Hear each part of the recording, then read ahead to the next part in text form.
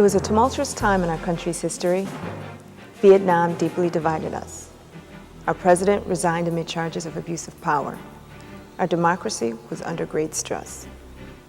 The idea that the President of the United States would use government agencies to get dirt on political opponents, would lie, would destroy records, really had the country on the brink of an enormous constitutional crisis. There was a big national movement, I would say.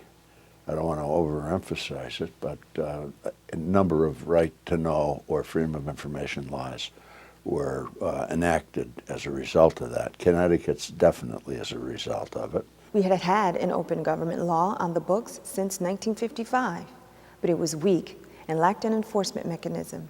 In the mid-1970s, Connecticut was ready to create a culture of openness.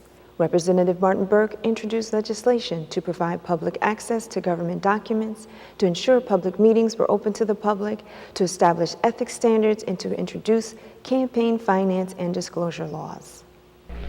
Mr. Speaker and members of the House, we have the opportunity to enact today a broad and far-reaching Freedom of Information law.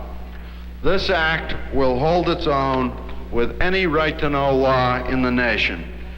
This bill will go a long way toward restoring public confidence in government, because we will conduct the public's business in public and not in the back room. After accepting some amendments and rejecting others, the House voted. Clerk will announce the tally. Total number voting 137, necessary for passage 69, those voting yea 137, those voting nay 0, those absent not voting 14. The bill as amended is passed. After passing unanimously in the House, the bill moved on to the Senate.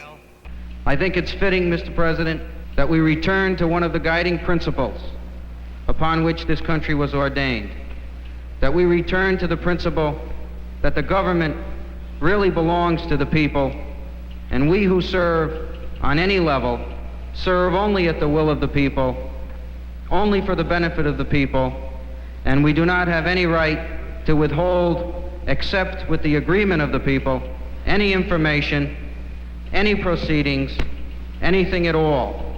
As it did in the House, the bill passed in the Senate unanimously.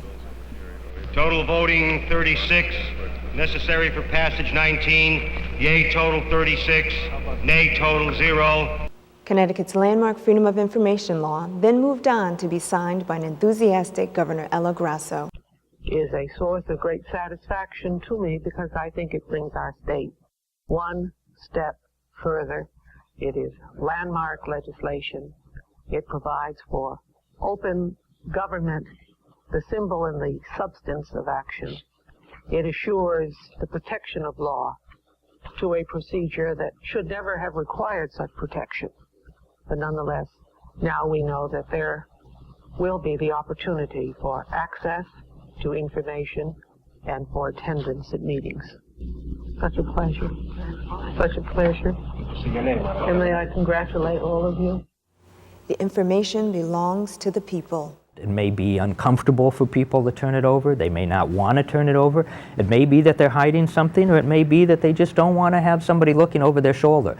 And in this state, when you're doing the people's business, the people have a right to look over your shoulder. Things aren't held out in public and votes aren't taken in public, that if you're behind closed doors, there could be a sense that you're not doing things correctly, you're not following protocol, there's deals being made.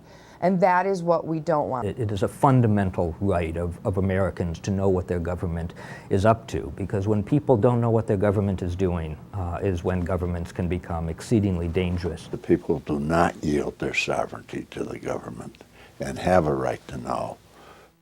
It is our hope that this video has inspired you to embrace the concept of open government and to remember why it is so important to our democracy. It is up to us, citizens and public officials alike, to ensure that our government is accessible and accountable to the people it serves.